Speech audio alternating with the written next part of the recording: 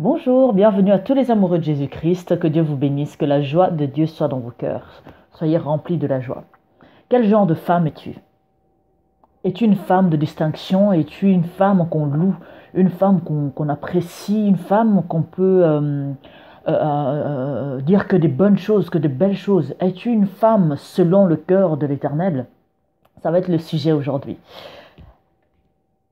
Alors, je vais me présenter, je suis l'apôtre Harmonie, donc vous nous retrouverez sur Centre de Gloire Emmanuel sur YouTube pour retrouver toutes les vidéos que nous publions. Vous avez aussi nos pages sur Facebook, donc vous avez Apôtre Olivier Cambola officiel et vous avez Apôtre Harmonie. Donc, comme je vous l'ai dit, on va parler aujourd'hui de la femme de distinction, la femme qu'on loue. Et pose-toi la question, quel genre de femme je suis? Et si je ne suis pas le genre de femme que Dieu me motive d'être, et qu'est-ce que je fais au quotidien pour être cette femme-là que Dieu veut? Je vais vous donner des versets à méditer sur ce sujet. Donc, vous avez Exode chapitre 1, verset 15 et verset 17 à lire. Vous avez aussi Proverbe 31, 30. Qui parle de la femme qu'on loue. Vous avez 2 Rois chapitre 4, verset 8, et vous avez Proverbe chapitre 14, verset 1.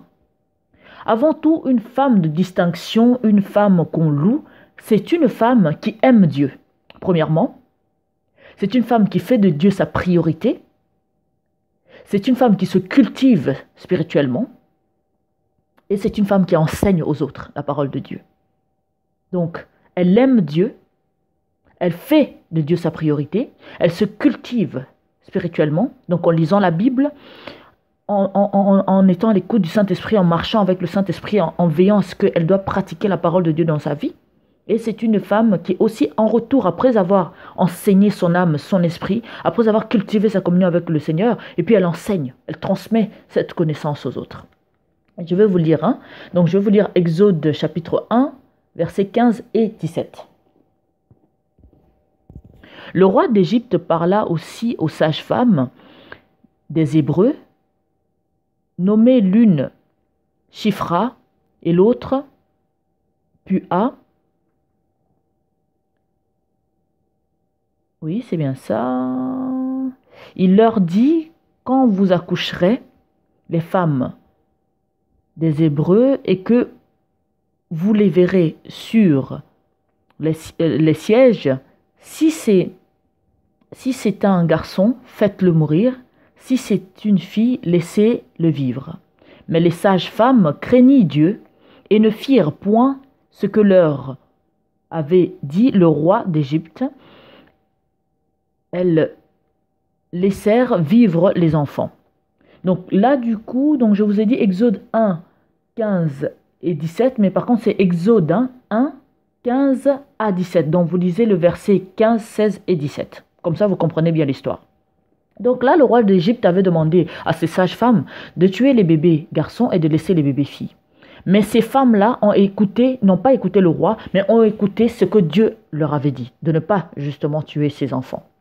Est-ce que tu es le genre de femme qui écoute la parole de Dieu et qui le met en pratique, qui écoute le Saint-Esprit et qui le met en pratique, même si tu te retrouves dans une situation où tu risques même d'être en danger parce que tu désobéis les autres?